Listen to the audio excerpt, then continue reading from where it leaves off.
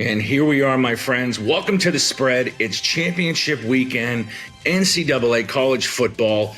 Today we're going to talk about the Big Four championship games.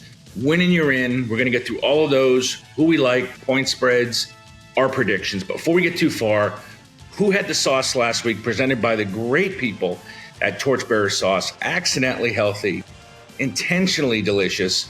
So who had the sauce, my friends, and who had it this week? Number one, you can't start this off without saying Jalen Milroe, quarterback, University of Alabama, 31-yard touchdown pass on 4th and goal. It kept us on track for the huge game this week, Georgia versus Alabama. This play will live forever in Iron Bowl history. 4th and goal from the 31. Touchdown, wins it, clock expired. Absolutely incredible. No sauce, we don't have to go too far. Auburn's entire defense, including the staff, 4th and 31. How do you only rush 2 defensive linemen and drop 9? Dumbest thing in the history of football. That's why you're not getting any sauce. Auburn had that game won, completely blew it.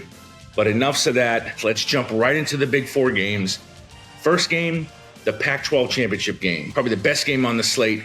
Number 5, Oregon, minus 9.5 versus number 3, Washington. Over under 65.5 for this game. So where does one coming in at?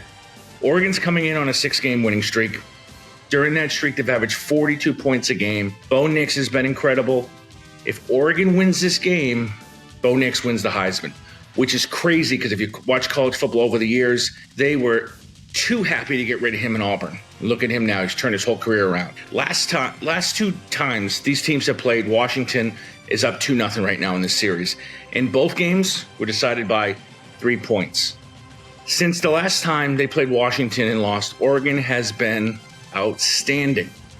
But look, how close these teams really are, though. Let's break this down. Nix, 325 yards per game. Michael Penix Jr., 324 yards per game. Bucky Irving for Oregon, outstanding running back, 86.9 yards a game. And Washington's running back, Dylan Johnson, 87.4 Washington. So on offense, these teams are almost identical. Will this be another track meet? Well, we know how great Penix is. We know how great the wide receivers are for Washington. But I think the real key to this game is going to be Dylan Johnson. He leads the Pac-12 in touchdowns with 12. And I got to say, that 9.5 is an absolutely huge spread for 2 teams that I think are so evenly matched. My pick's going to be very simple. I'm going Washington. I'll take the 9.5 all day long. So the talk has been all Bo Nix, Oregon. This is a revenge game. So Washington's going to have plenty of motivation. They're being told they're the worst team. They're almost a 10-point dog. And think about this. To beat a team twice in college football over the years, the overall record of that team doing that is 37, 35, and 1. So it's not like it's heavily skewed either way. But either way, give me Washington and give me the points. ACC championship time. Number 15, Louisville versus Florida State. Florida State's favored by 2.5. They're coming in at fourth in the country. Over under 47.5.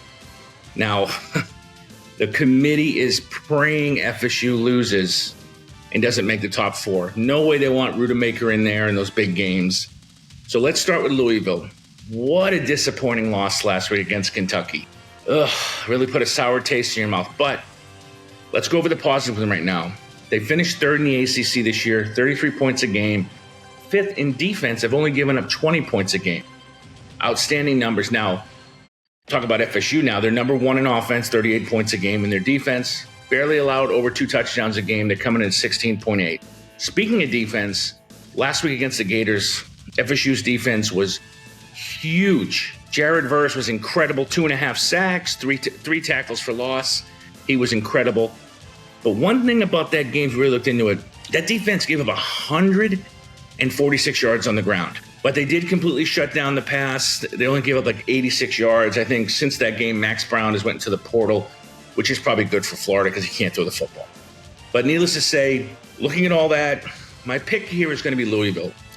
So give me the points, give me the plus 2.5. But here's my reasons. I don't believe in Rudemaker. FSU's defense played really good, but Plummer's going to play much better than Max Brown. And that Louisville defense, I think, can get a few turnovers. They're going to be able to run the ball a little bit better than Florida. So give me Louisville here. And I'm one of those guys praying I don't want to see Florida State in the Final Four if they don't have Travis. I don't want to see it like an injured animal playing against some of those other teams. So give me Louisville in that one. Now we're going to Big Ten. Big Ten championship. Number 2, Michigan, giving up 22.5 points versus Iowa. Iowa coming in 18th in the country, over under 34.5. Biggest winners from last week. Let's go right into it. The Michigan Wolverines, they've been cheating scandals surrounding them, assistants fired, Harbaugh suspended, and guess what? They still won. And let's be honest, outside of Michigan, Ohio State, and the Big Ten, low-key, that division or that conference stinks. No dynamic offenses or any huge playmakers outside of like Marvin Harrison and the running back from Michigan again. But there's nothing. And hence, that's where Iowa comes from. Iowa ranks in the bottom of the Big Ten in most offensive categories. Yes, their defense is good, but the argument there, I don't think you go against anybody that's going to really scare you on offense outside of Michigan, Ohio State, which they haven't played. Their offense is the literal description of drying paint. You're watching it, it's boring, boring, boring. Like I said, the defense is good. I think this game's really easy, right? It just depends if you want to give up the points or take it. For me, the game comes down to, will Michigan come out flat after that huge win, that rivalry, or are they going to come into that game and send a message back to the NCAA, hey, we're coming to the playoffs, we're going to win a game this year, we're going to play for the national championship, especially with Jim Harbaugh back. All that being said, load me up. Give me the plus 22.5. I'll take Michigan. I think they get up early, and they just keep steamrolling and steamrolling and steamrolling, probably win the game by 28 points. So that leads us in to the 4th game of the day, and this is the big one. It seems like every year, this is the one everyone's looking forward to, the SEC championship game. Number 1, Georgia, minus 6.5 versus Alabama. Alabama's coming in. I believe they're ranked 6th. I don't have it in front of me. Sorry about that. Over under 55.5. Few things to break down. Few things I know. Saban is 4-1 against Kirby. Georgia has won 27 in a row. The last loss came back all the way in 2021 in the SEC championship game against you-know-who, Alabama and Nick Saban. So let's keep that in the back of our mind. First thing on Georgia, Carson Beck. Phenomenal year. Almost 3,500 yards passing, 22 touchdowns, only had 6 interceptions. He's only been sacked 8 times. In the SEC, that's pretty great. Now, this offense will live and die with Beck.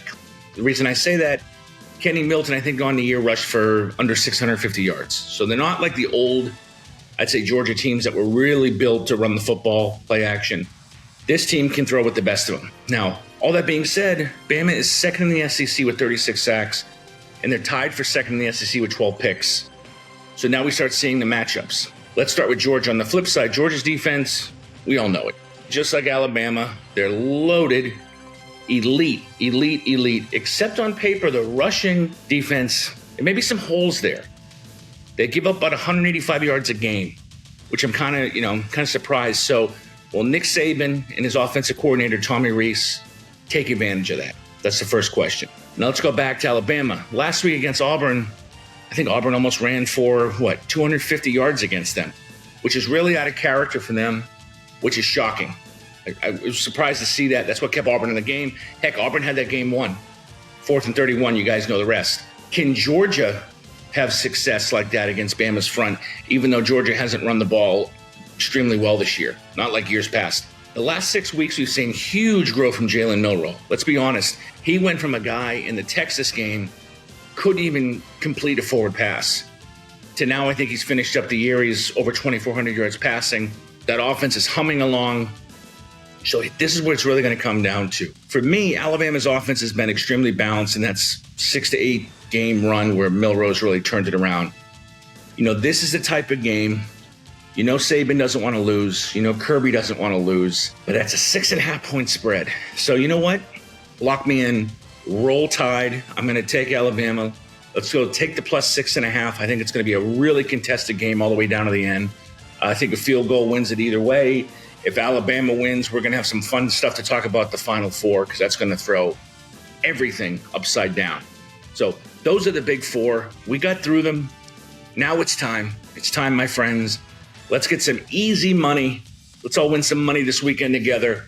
First one, I think this is an easy one. Give me Michigan. Give me the big points. I'll take them on all day long. Give me the plus 22.5. And the other one I think is going to surprise some people, but give me the Washington Huskies. Give me that 9.5 points. Those teams are such mirrored teams of each other, Oregon and Washington. I really believe coming into that, both offenses are great. That's going to come down to whoever has the ball last. But hey, that's it. You got them all from me. You got our top 4. You got our easy money. Lock those bets in. Lock them in early and often. Best of luck, everybody out there. And hey, at the end of the day, like, subscribe. We're going to break down the playoffs coming up. In the offseason, we're going to have some fun stuff coming out. We're going to talk about recruiting. So keep it locked in. Thank you so much. We'll see you next time.